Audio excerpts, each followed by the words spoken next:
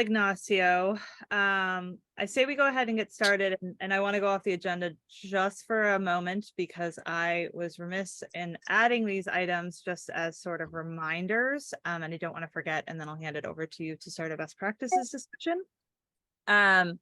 So yesterday, we finally launched our refresh on time, as promised, of all of our groups and committees and forums, including, of course, the Business Development Committee. So I encourage you all within your firms to have everyone take a look at their profiles, make sure they're up to date with the groups and committees and forums that are of interest to them. We have a whole calendar of events happening for the remainder of 2023. And I really encourage you to have your colleagues, both professionals and lawyers alike, sign up for any of the events and actually attend them and join the discussion. I think most of them are discussion based. So there's an opportunity for everyone to introduce themselves and talk about what's relevant to them in their jurisdictions for those particular groups, committees, and forums. That's the first thing. And then the second thing, gosh, I know I wrote it down here, the DBIs. So doing business in, we've put a couple of reminders in the last few fortnight focuses regarding those. And if you have any questions about that, feel free to reach out to me. So not last year, the year before last, 2021, we launched the Doing Business in Guide, which I think will be a great resource for this group in particular, but for everyone, of course. And we had 20 some firms participate. I know that we can get more firms involved. So we're really doing a heavy push to get firms that didn't previously submit to submit, and those people who did submit, or those jurisdictions that did submit, to update their guides. It's supposed to be a quick reference, opportunities, cultural nuances and jurisdictions, what makes your firm stand apart, those sorts of things. But really encourage you guys to make sure that your firm participates in that. Like I said, if you have any questions, feel free to reach out to me. But those were just the two reminders that I had. Beth, anything from you before we get started, just so that I don't forget before we end the meeting? Sorry, Hannah, which was the guy that you mentioned? I missed it. Doing business in. It's in the Fortnight Focus, and I think the last 2 or 3 issues of the Fortnight Focus had information on it, but I'm happy to forward you information on that as well, and I can put it in the recap of today's meeting. I can include a little reminder and all of the relevant links to that. Okay, thanks. Yep. Thank you, Hannah. Anything else from you, Beth, that you wanted to give a quick reminder of before we kick off? No, just let us know if you're not getting Fortnight Focus. We're following up with some people that we see on our end are bouncing back or rejecting those emails for whatever reason, just to be sure people are getting them, because that is where we're putting the majority of our messaging. Great. Hello, everybody. Sorry for the interruption. Jorge Leodorantes from Mexico here. Sorry for not switching my camera on. I just wanted to make sure that you knew who I was, because I'm seeing from my profile that it doesn't even show my name. so it's me. Just we can see your name. Jorge, so I'll rename you. Yeah. Thank you very much. Thank you. And you are the only Jorge in the world of Well, thank you. The one and only. Okay. Thank you. Okay. Good morning and good afternoon to everyone. We have a full agenda today.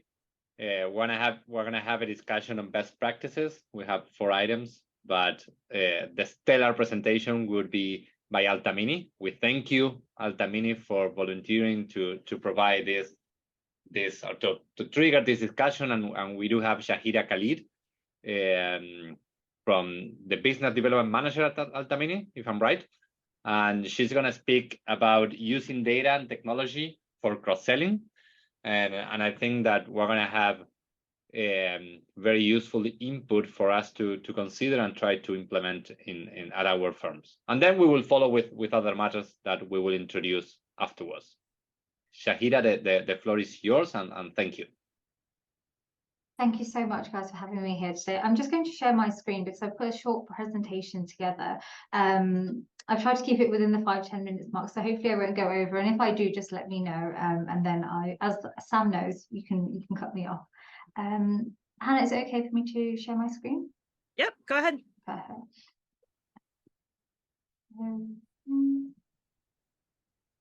I'm just gonna start this off. Perfect. Can We everyone see my presentation? Okay, perfect. Well, like I said, thank you. I've just got a brief presentation on how we at Altamimi use data to kind of leverage cross-selling within the firm, or as I'd like to put it, using data to drive collaboration. It's obviously one of our key values here to collaborate, and obviously data will support that. So as you all know, the legal industry is no different. There's a massive kind of undergoing and transformation when everything that we do now is kind of driven by technology and data. And ultimately, we've tried to really embrace that and use data analytics to identify new opportunities for the firm, optimize our current processes, and most importantly, lead to kind of better client interactions and relationships. One of the key areas where data analytics has actually been really making a significant improvement for us is in promoting cross-selling across the firm. A key kind of function that's helped that is our CRM system, which is called a revenue acceleration tool, which I'll kind of touch upon throughout this presentation, which kind of has really helped us in two key areas, which is relationship mapping and gap analysis. So let me move on to my next slide. So what is Nexel? Is often kind of marketed as a revenue acceleration tool rather than a CRM system, and rightly so actually. It's an all-in-one kind of system, which is actually no data entry as such. I mean, there are certain things that we as BD and marketing people go in and add data, but from a fee earner's perspective, there's no data entry because it's embedded into Outlook. So it doesn't scrape emails, but it kind of monitors the interactions that you're having with clients and how frequently. So it really focuses on client intelligence and collaboration. So the kind of aim is that once you're armed with this information about interactions, it should in turn lead to better improvements in understanding who holds a relationship in the firm and better understanding the clients, and hopefully down the line it will improve the revenue.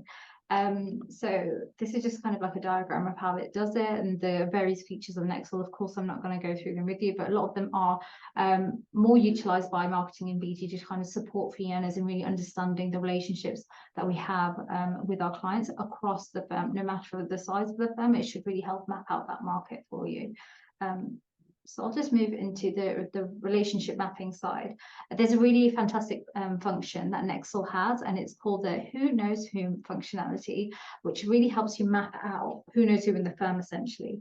So as it's so focused on client intelligence, what this essentially does, it tells you who within the firm is interacting with people within a client organization or a prospective client organization, so you understand who the true relationship holder may be and the frequency of these interactions, be it transactional or is it sporadic.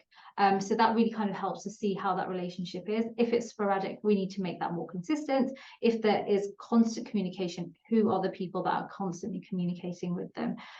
This insight has really helped us in informing lawyers on who the relationship holders are, but also about the history of the client relationship and how it's kind of evolved. So what we kind of try and do with this is kind of make the introductions more organically, and so when there are opportunities for cross-selling, when that individual that has been introduced can go into that new meeting, although it might be the first meeting, fully armed with the information about where that relationships came from, and hopefully that will make that lawyer more confident in that interaction, but also it puts the client at ease, and it shows to that client that we've really made that effort to really understand the whole journey that they've been on with Altamimi in this case.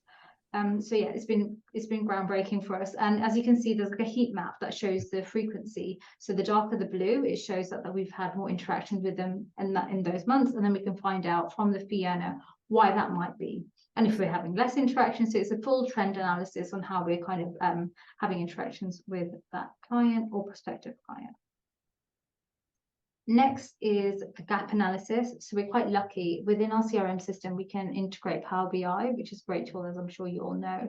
And that's really helped us aid in running a gap analysis across our offices and also our practice areas. You know, gap analysis always help in like strategic account planning, as it visually kind of represents where the opportunities lie for us with any given client. So here, for example, I've just wanted to give you some kind of example of what that might mean. So here you can see that this client has been using us quite heavily for dispute resolution. So it would just be naturally, you know, why do we not know this person in Riyadh and Jordan? So then we can have the conversation with the relationship partners and say, can you make that interaction, you know, that introduction, and then at least we can find if there is a reason why that isn't the case. So it's just building up that kind of relationship piece, but also that, for example, is like a low-hanging fruit situation. But also what it does help us map out is if this is our client, what can we do better? How can we service them better if we know they're operating in these areas? Maybe it's not just a simple interaction. Maybe we need to share more information about where we're actually placed. So it really helps us with kind of going in with all the information possible when we are interacting with clients in this way. I've tried to keep it very brief today. There are a lot more features and I'm happy to kind of go into those in more depth at some other time, but these are the kind of the two main things that we're doing.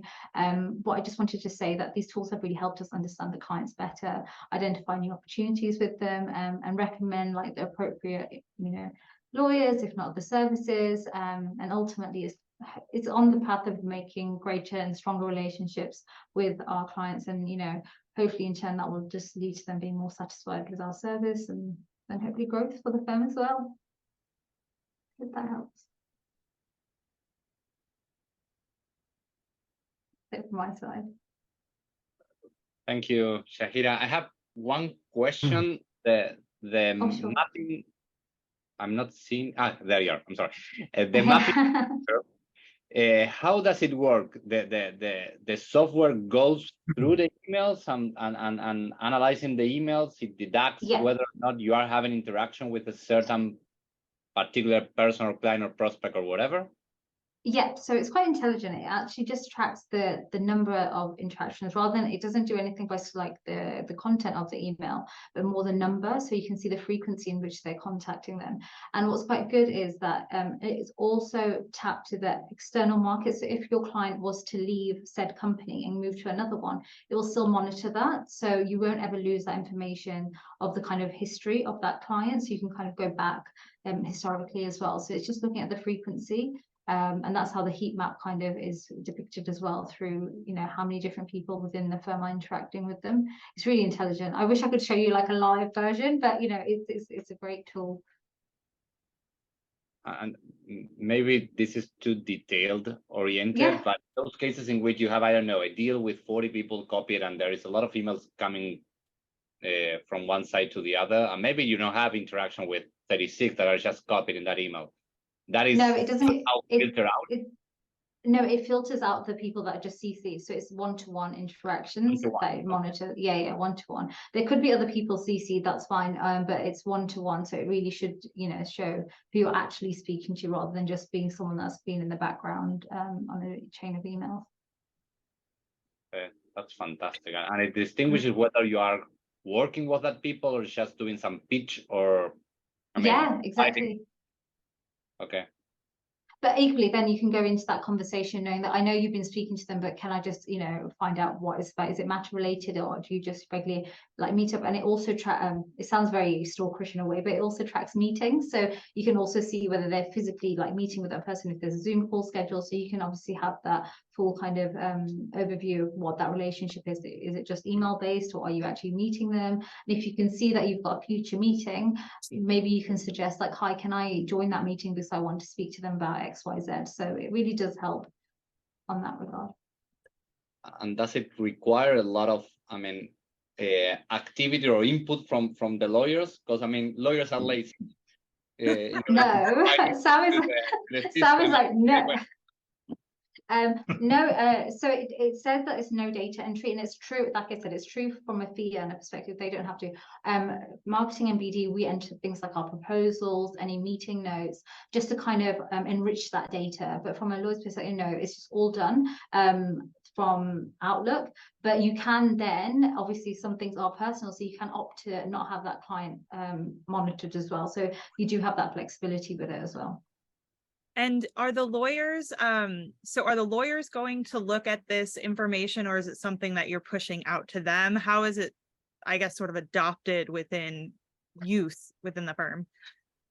So both ways. So obviously, every person within Ultimately has access to the CRM system. Everyone can get access to it. But sometimes what we do to support is kind of share this with, for example, heads of offices, heads of departments, to be like, this is what's going on. We'll give trend reports. So it really does help. It depends on obviously the use. There's some lawyers that absolutely love going on to Nexel, having a play, because it is quite a user-friendly system. And there's others that, just prefer sipping it across to them in an email. So yeah, as you can imagine, mixed approach. Yeah, just to add there, one of our criteria when we're looking at the new chart, and in fact, and as Shahida said, it's not really, I suppose technically it's not a CRM system, but it is. Yeah. But it does a lot more. And I'm sure some of you may remember when we first joined World Law Group, one of the things that I was asked to talk about was our CRM system at the time, because we just adopted a new CRM system. And we're now a few years down the line, and we've replaced it because we outgrew, because that needed a lot of input from lawyers. And as you quite rightly said, Ignacio, we're all lazy and we hate extra admin. And so that just wasn't working well for us. And one of our requirements was, one, minimal input. Of course, there are individuals that do want to input, and that's absolutely fine. And we encourage that from the lawyers. The information is essentially taken off Outlook, so it sort of automatically picks it up as we're doing our day jobs, which was critical for us. Yeah. And the fact that we can then start seeing some of these relationships, and not just across, like, for example, the UAE office, but across all our 17 offices, be it in Morocco, be it in Iraq, be it in Jordan. We're capturing all this data within one system. Now, each one of us does have individual access to Nexel. Some lawyers will go in, some lawyers won't go in, and that's fine. That's absolutely fine. It's just in terms of managing your own practice. I know there are certain individuals that are very keen, as Shahida said, to go and play around with Nexel. One of the other things that we wanted was that it has to be a sort of fairly simple system, not overly complicated. And I know, for example, the dashboard that the lawyers see is slightly different to the dashboard that media and marketing see. They see a lot, quite a complicated one. We get a sort of idiot's version of the dashboard, and that's absolutely fine, because we wanted to keep it as simple as possible so that it's user friendly and it's easy to understand. Thank you, Sam. Juan, do you have some questions for Manuel? Thank you for the presentation.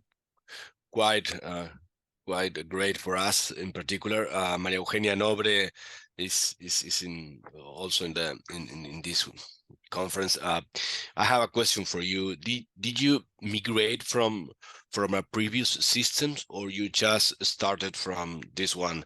Because we are exactly in the process of evaluating a migration of where we are for Nexel, and we, if that was the case, we would like to know how it works, and I mean, how is let's say the transition period? So it was the smoothest transition period we've ever experienced, and that's not down to just the system, but the team behind Nexel. When I mean they have been the most pleasant vendor to work for in history for me. They've been fantastic. They're very flexible. They try and make it as personalized as possible.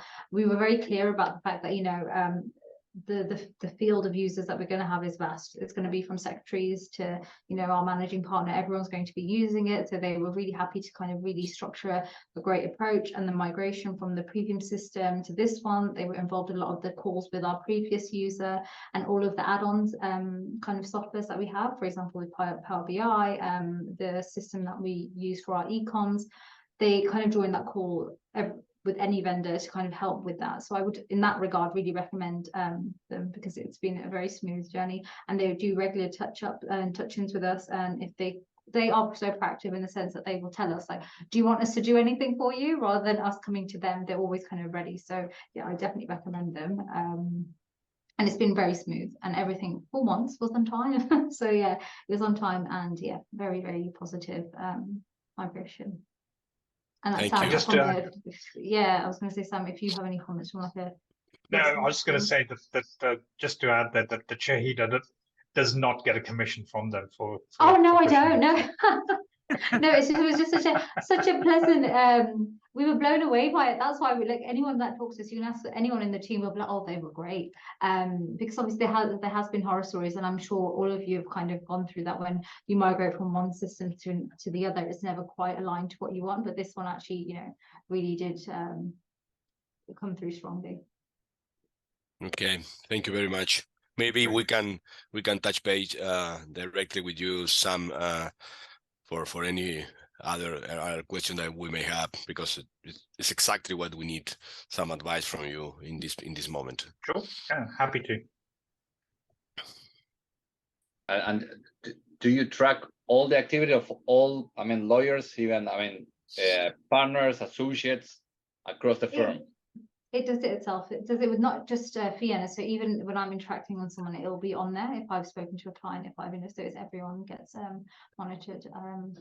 That sounds so weird, but everyone, yeah, it's monitoring everyone through our Outlook. So it does show who's whoever it is. Yeah, so Ignacio, for example, our sort of client quality program, that's run by a compliance team, and of course, you know, that's automatically tracked. As soon as they've arranged that meeting, that will automatically be recorded on Excel. That you know, members of the compliance team went and met X, Y, and Z at Y client, just to, you know, and the purpose for that as well. So yeah, if we have a PA or an EA exchange emails as well on, you know, be it billing matters or whatever it is, then that gets recorded as well. And the same with proposals. So you'll be able to see if we've got any active opportunities with them as well. So that's really handy to see, you know, what's in the pipeline as well. Thank you. I mean, this looks great, and thank you, Shahida, for the presentation. I don't know whether there is any further questions or comments from anyone. No. Thank you. Well, thank you again, Shahida. Thank you, Sam. Well, it was a great presentation. Can you share the slides, or? Of course. I'll send them to Hannah. That'd be great. Thank you. And Shahida, we'll keep those. They'll be just on the behind the login on our website, so only members would be able to access that. Okay. Sure, that's fine. Thanks, Jay. Thank you. Bye, bye, guys. Thank you. Thank you. Shahida. The second item in the agenda is something that we've been discussing with Hannah for a long time, that when the time comes to report incoming and outgoing referrals within the firms, it is easier to have the input of incoming work, either because you opened a matter and you do have the information that this matter was referred by a certain firm within the WLG group. But when you are dealing with outgoing referrals, it is kind of harder, because many times the partner or the senior associate that referred work to any other WLG group firm didn't report it. So I would like to open the floor to have an open discussion on whether you have implemented any methodology that somehow works in order to track particularly the outgoing referrals. other than getting an email from Tori saying, hey, you have underreported this and that incoming matter.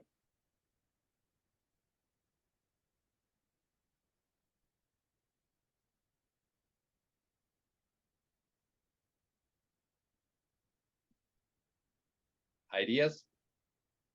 On my side, what I do is just sending emails to my partners saying, hey, anytime that you refer to any work to these firms, please report back to me or to the administration center. But I mean, it works from time to time. I mean, it's not perfect. I do the same as you, Nacho. It doesn't work at all. I mean, it works, but I don't know if it's accurate. I know it's not accurate, so unfortunately, I don't have a solution here. Some Hi firms, everyone. I'm sorry. oh, go ahead, please. No, in our case, for example, what we do, we have like developed an internal system for cataloging emails. So when it's a referral in or out, because it works on both sides, every lawyer can like classify in a way the email as a referral in or out. And in the moment that we classify that email, we ask them to put some information, like for example, what is the client we're talking about, what is the contact of the other firm that we are referring the work or that we are receiving the work from. So then all of those emails are like cataloged in our database, and then from marketing we have like an automized report. So what we do is to get that report, and we have all of the emails that have been cataloged in that subject that could be a referral in or out. So then it's much easier to detect all of that cases. Thank you, Maria Eugenia. But any time that any email is sent, you have to catalog Yes, because yes, the system automatically asks you if you want to catalog that email. So if you are talking about a referral, internally we have made several trainings so the lawyers know and learn how to catalog these emails, and I have teach them how to do it, so they are like used to do that practice. So I know we have also a lot to learn, and perhaps there are some emails that are lost in the way, but I could say that most of the emails are cataloged, and that's why for us it's easy to have that information. Sometimes it's not that easy to know if that work was completed or was like that we successful or finally, whatever. yes. How it So went then? Yeah. yes, in that case, what we have to do is to investigate a little bit more with the lawyers, with the partners, mostly to see if they remember that work, if they know that, if they know if there will hours billed or things like that. But I think that most of the emails are cataloged. Yeah, Yes. go ahead, please. We do something similar. More specifically, all the emails coming from members of the various firms of the World Law Group, they are addressed primarily to me or to our deputy contact, Nasos Felonis, primarily to me. After that, I distribute the matter to the lawyer who can handle it, and the lawyer who handles this prepares a paper, a form, of introduction of the matter. This happens for any case getting into the firm, but they put the indication there, the word law group, that it comes from the word law group, and of course from the client. And most of the times the client is the member firm of the word law group. This is, in this way, we are also facilitating the matter of the referral report that we are preparing at the end of the day. Further, I always know who handles personally, who handles what relating to the word law group, exercising a kind of quality control. And there were in the past a couple of times where there was a delay, for instance, in the response, in the initial response or another response, and then I had to intervene in order to put the things right. So this is really a system where we always know who is working, who of our staff is working for the word law group firm, and on what kind of matter. And with respect to outgoing referrals, any outgoing referrals go through you as well? The same. And actually, what we are now discussing in the firm is how we shall have alternative contact people in the for the word law group, because always myself and Nasos, we are on the front line, and you cannot imagine how big burden of work it is. It is more or less equal to managing a firm, because the referrals from the word law group are almost on a weekly basis, not to say more often. And this, of course, in combination with the quality control, this makes our work very hard. Now, in relation to the outgoing referrals, again, we will be the people to be asked to whom we shall send to work outside the country. And of course, we have a very strict policy that our immediate priority are the firms of the word law group. I have to say that, and actually I have reported this also to the word law group management a couple of days before. We are members in two minor also networks, which do not really have either the size or even the quality sometimes of the word law group. And my strict instructions are that no other network will attract our referrals, only the word law group. So this is why I want to keep it for the moment very tightly, myself and Nasos Velonis, in order to make sure that nothing goes to, let's say, the wrong direction. Understood. Thanks. And just one question with the catalog system or whatever, is that a software embedded also in Outlook? In our case, no. No. Okay. No, it's like a pop-up that just come when you send an email, which was created not for the purpose of CRMs. It was created for the purpose of cataloging every email with relevant information for clients and so on. So it's more huge than just the referrals in and out. Maybe you can explain a little bit, Maria Eugenia, how we insert that information in this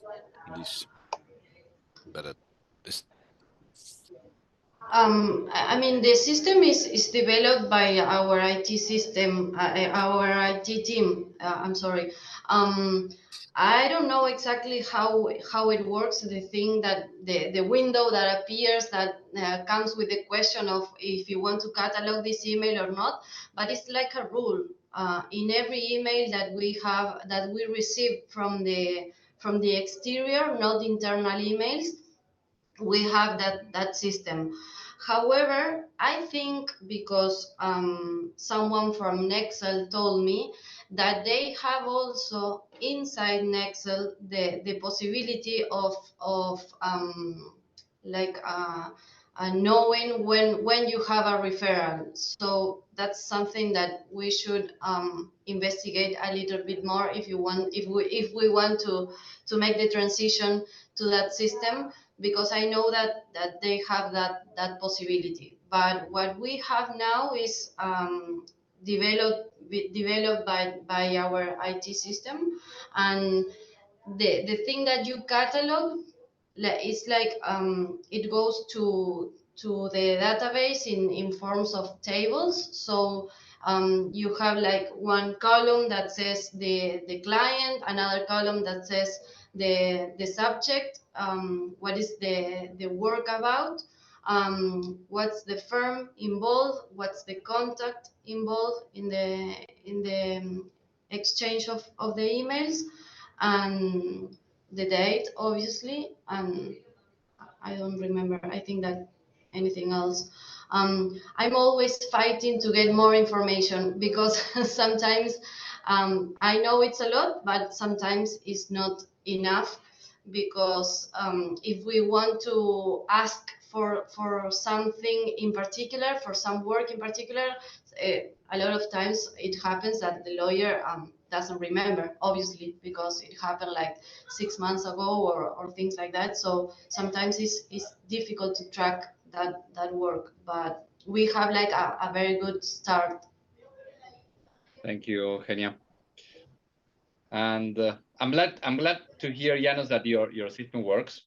In my case, every time a certain partner starts a relationship with any other partner within the World Law Group, then, I mean, he or she forgets to report that she is sending some type of work to that firm. So I have to follow up again and again until I get the information. Yeah. I mean, I have certain rate of success, but not 100%. Yes, but what I would like to tell you is that sometimes this creates internally some misunderstandings in the firm because of the data protection, the GDPR. Why do I say this? I have access to all the correspondence of the firm for various reasons. I can tell you that this is an exercise sometimes around the clock. Because there are many very sensitive matters that I have to attend personally. Actually, not attend, follow up. I have it always in my mind and see what's going on. Now, in relation to the World Law Group, assume for a moment that there is a delay in response. The role that I have is to see why do we have this delay. But this is a subject of misunderstanding from the others, because sometimes they question whether I have the right to do that, the right to intervene into their internal or external communication through the system of the firm, however. So this is really an issue that has been which arose recently. Of course, I can handle it with my own way, but I can tell you that what I wanted to tell you is how important it is to follow up every matter relating to the World Law Group in my firm. Thank you. It's clear. Well, we do have another topic on the agenda related to tracking and managing investments by the firm, and it's related to the IBA. We discussed this as well with Hannah. When we talk about the World Law Group, we do have a very precise way, or not 100% precise, but very precise way to detect our investment and how we get a return on that investment. You know, we have incoming and outgoing referrals, and that is what the World Law Group is about at the core. But at the same time, we have like conference like the IBA, that everybody goes to the IBA, every law firm goes to the IBA, but there is no very precise way to manage and to track down the investment that you make in the IBA, and what is the return on the IBA. I mean, of course, you network within the IBA, but there's no way whether to track if a certain referral work came from your participation in the IBA or just came in because you have been fostering a relationship with a certain firm or client or prospect. So short question is, how do you, if at all, track down your participation in the IBA and the return that you get from the IBA? Open discussion as well.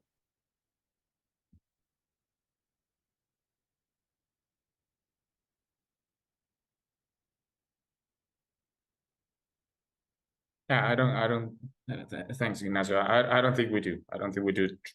We don't track that. It's pretty much as you said. We have always 4 or 5 people attending the annual IBA meeting, and yeah, also 4 or 5 attending the Latin American meeting, regional meeting. But we don't keep track of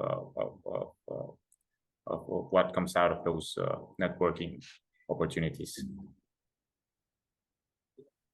If I may, Ignacio, sorry. Yeah, Jorge, go ahead. Very briefly, as opposed to the World Law Group, where it's very clear to us our return of investment, and we track it very clearly, and we know that it works, and it works very nice. That doesn't translate to the IBA. We also go to the IBA, and we've been going for a while, but we're not really sure how profitable, if I may use that expression, the IBA is. It's a place where you need to be. You need to showcase your firm. You need to send a group number of partners, but we're not really sure that it is as efficient as the World Law Group, definitely. So we don't track it, and we're not sure that it's efficient. Although we do have to continue going. I think that's the standard answer. You know, when I talk even to Argentine firms and say, "Why do you go?" I don't know, but everybody goes, so we must be there. Yeah, so exactly. Must we? What we do is we don't track of course, we track the people that we're meeting and all of that, but we don't track referrals coming from firms that we're already working with. So let's say we are going to the next IBA, which is in Paris, and we'll meet up with a firm that we're already working with. Post that meeting, we won't track what work's coming in from them, because there's already a relationship there. So, you know, we won't track that. But any new firms that we've met, we will track that on a sort of for the next sort of like 12 months or so, just to see what and you know, it's never, you know, unless there's a mega IPO or sort of massive project finance deal that comes in, it never actually sort of washes its face in terms of the costs that we spend. But as you quite rightly said, and I'm, you know, at the risk of sounding like everyone else that you've spoken to, Ignacio, you know, everyone else is there, so the firm feels that they have to be there as well, and that's always, you know, that's one of the absolute stalwarts. And I know what Janos was just saying, to say, you know, do we have to be there? My view is that you don't actually need to be there, but the firm believes that they need to be there. I stopped going to the IBA. I think my last one was in 2016, and then with the Atlanta conference last year, our managing partner Samra said, well, if you're going all the way to Atlanta for the World Law Group conference, you might as well fly down to Miami and support the IBA team. I said, fine. I thought this was a one-off. And now suddenly I find myself going to Paris as well. After the Rome conference, I've now been dragged into the IBA team. So yeah, you know, it's too big. It's just too. It's not specific enough. I think there isn't enough time to actually build those relationships, because you meet people for 1 hour, and then you move on and you meet the next person at the next coffee shop, and it's just an exchange of business cards. There isn't anything substantial. Whereas because it's so short, you just can't build those relationships unless you meet that individual or those individuals several times during the course of that week. You can't build that relationship. And then, you know, you are saying, this is what we do. This is where we have offices. These are the services we can provide. and look at us on Legal 500 or Chambers. You'll see what we do, and that's it.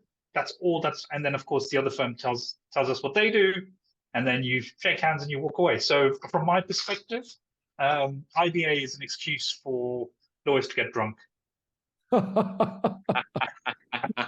Sam, I just sent Beth a message and I said, years ago, I used to work with this lawyer who would come back from the IVA with a huge stack of business cards. I mean, just like you said, right? They have an hour with a little note on the back, and then he would hand them to his secretary to put into his Outlook. Yeah, I must that's it. say, when we get World Law Group, I don't know, do you know a lawyer in Zimbabwe or whatever?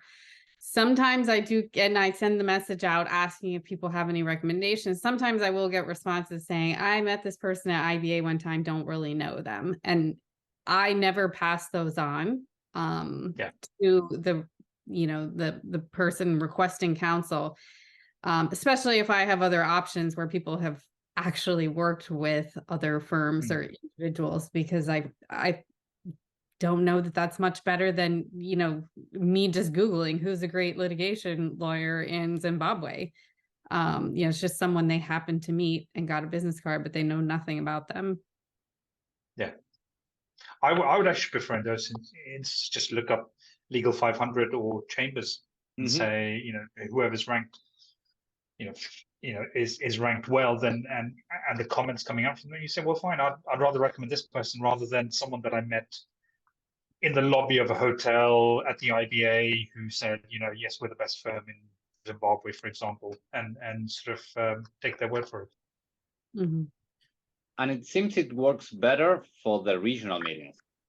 I mean, the Roberto mentioned the Latin American meeting at the IBA, and that's better because many times the same lawyer goes to that meeting every year, and at the end of the day, it ends up building a relationship with the different firms in the same region. But in the annual conference, I mean, it's just, as you said, Sam, it's 1 hour meeting, 5 lawyers versus 5 lawyers speaking in 2 minutes what they do, and that they're great, and that's it. Unless you have an ongoing relationship with that firm, but if you do, I mean, you can have that meeting outside the IBA. Yeah, but you exactly. probably wouldn't. So it's a balance. It's an excuse sometimes to build relations in the long run. So I have a positive view about the IBA, honestly speaking. I think it's a little bit tiring, of course, but for try to keep certain relationship that maybe not so strong, it makes sense. How far or how deep you need to go, it depends.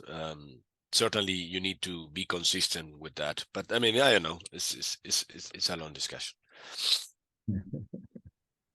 Well, while we're talking about the IBA, if you are attending or if your colleagues are attending, I dropped the link to our tracker on the website into the chat here. Share that with your colleagues, fill it out. I know Andrew Navarro, who is here with us today, he is attending with his firm as a BD professional. They have a day on Monday, and I will be meeting him there and a couple of others Monday night for dinner. So if you have business development professionals that you're bringing along with you as well, please just have them email me so I can coordinate meeting up with them as well. Okay, good. So we have the link for the regular, or this is the IBA, right? So That's the IBA. So everybody can register through there, and I can parse through to look at. But I mean, I think last year's list was close to 150 folks from WLG. So we're separately planning this BD dinner. So feel free to have them just send me an email. And Hannah, can I add someone from the firm without having that partner go to the World Law Group website and do this one-click registration? You can just send me their email. Or copy an email to me, and I'll add them to the list. Okay, great. Because we do have like a 5 partners delegation, but I just saw that there is just one registered in the World Law Group. We used to do it. we used to do it in Google Forms where you could add multiple people. Had a separate process to put it into our CRM on the website. So we've started putting them on the website instead. But yeah, if you just want to send me an email, I can add them. Okay, thank I'll you. do the same, Hannah. Okay. I mean, Janos, yeah, question? I don't know if some of you remember, but in the very past, almost 18 years ago, with the World Law Group, we used to, during the IBA meetings, we used to host in a small lunch or reception general councils of various companies participating in the IBA meetings, actually members of the Corporate Council Committee at that time. Tom, Harold, and myself definitely we remember those times. They were very useful meetings, actually. And I have to admit that on various occasions, I used myself to go to the IBA only in order to join this particular meeting. And no other meeting at all or function. So is there any possibility that we consider something similar? Beth, I'll let you chime in on what we did in the past, because I think that was pre my time. I just know, the comments that I've heard when we've tried to organize something is that there are so many events that happen at the IBA. But, perhaps World Law Group attendees would feel differently and make that a priority over the million of other events that they're attending. But Beth, do you have any background on that? I mean, yes, I remember that we had to pay, obviously, to sponsor that lunch for corporate counsel. What I don't remember, and you're mentioning, Janos, was that our members also attended that lunch? Some. Actually, personally, I attended. At that time, if you remember, we had Squire Sanders also as a member. And the person involved at that time, he was very busy organizing this together with Tom Harold. Yes, there were a few members participating. Yes, absolutely. Okay.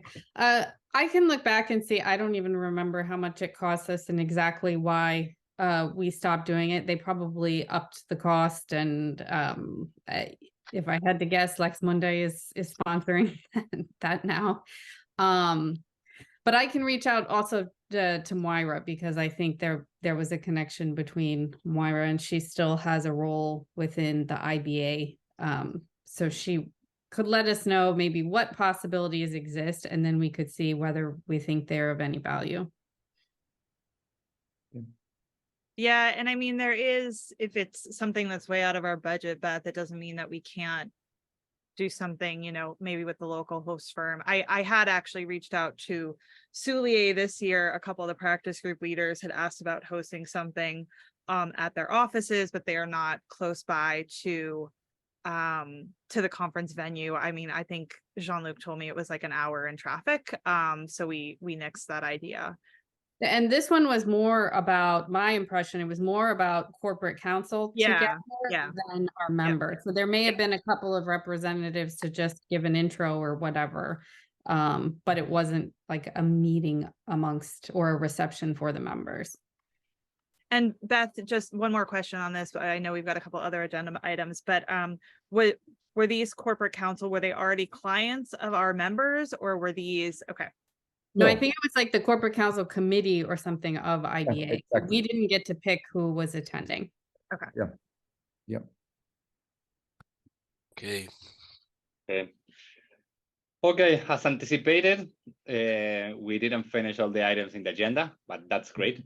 We can touch upon the other items in the next meeting. That's going to be in October. Thank you all for participating. Thank you, Sam, again, for the great presentation on Necto. I think that we're going to look into that in detail. It looks like a very good tool for building cross-selling across the firm and with all the practices. And that's it. I don't know, Hannah, if you have any final message. That is all. I dropped the link to the next meeting into the chat so that you guys can register for that. And of course, we'll bump those other agenda items to October. And if anyone has anything that they want to share for a best practice, please email Ignacio and me, and we would be happy to get you on the October meeting or something after Rome if that doesn't work for you. I have an idea for you, Nacho, but I'll let you know later. Okay, in a separate. Don't okay? don't forget to bring your coins there for the Fontana di Trevi. Eh? We will. I'm looking forward. We will, certainly. Okay, nice to see everybody.